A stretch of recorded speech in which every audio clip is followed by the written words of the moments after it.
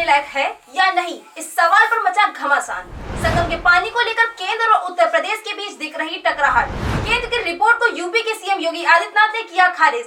आखिर किसे सही माना जाए, यूपी के सीएम योगी आदित्यनाथ के दावे को या फिर सेंट्रल पॉल्यूशन कंट्रोल बोर्ड को?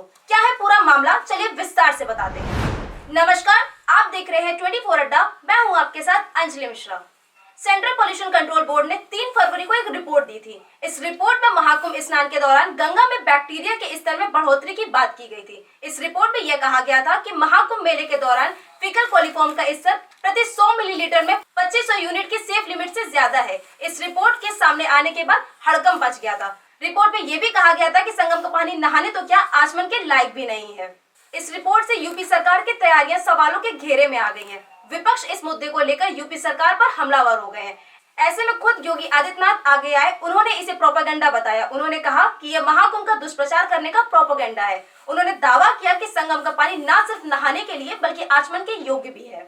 सीएम योगी ने कहा है कि संगम और उसके आसपास के इलाके के सभी नलों को टैप कर दिया गया है, वह पानी शुद्धिकरण के बाद ही छोड़ा जा रहा है। यूपी प्रदूषण नियंत्रण बोर्ड पानी की गुणवत्ता बरकरार रखने के लिए लगातार निगरानी कर रहा है। उन्होंने कहा है कि त्रिवेणी की पानी की गुणवत्ता पर सवाल किए जा रहे हैं। आज संगम के इलाके में मौजूद पानी में घुली ऑक्सीजन की मात्रा 8 से 9 है, जबकि बीओडी यानी बायोकेमिकल ऑक्सीजन डिमांड 3 से कम है। इसका मतलब यह है कि संगम का पानी केवल नहाने ही नहीं बल्कि आचमन के योग्य भी है। सीएम योगी ने आगे ये भी कहा, फीकल कोलिफॉर्म बैक्टीरिया के बढ़ने में जानवरों के मल और सीवेज के पानी की लीकेज की भूमिका हो सकती है, लेकिन प्रयागराज अभी इसका स्तर प्रति 100 मिलीलीटर में 2500 यूनिट से कम है। इसका मतलब ये कि महाकुंभ की छवि खराब करने का केवल प्रयास किया जा रहा है। एनजीटी ने यह भी कहा कि फीकल वेस्ट प्रति 100 मिलीलीटर में 2000 यूनिट से कम है। तो यह हुआ सीएम योगी का दावा, लेकिन यह दावा ठीक उसके उलट है जो report central pollution control board की तरफ से पेश की गई थी।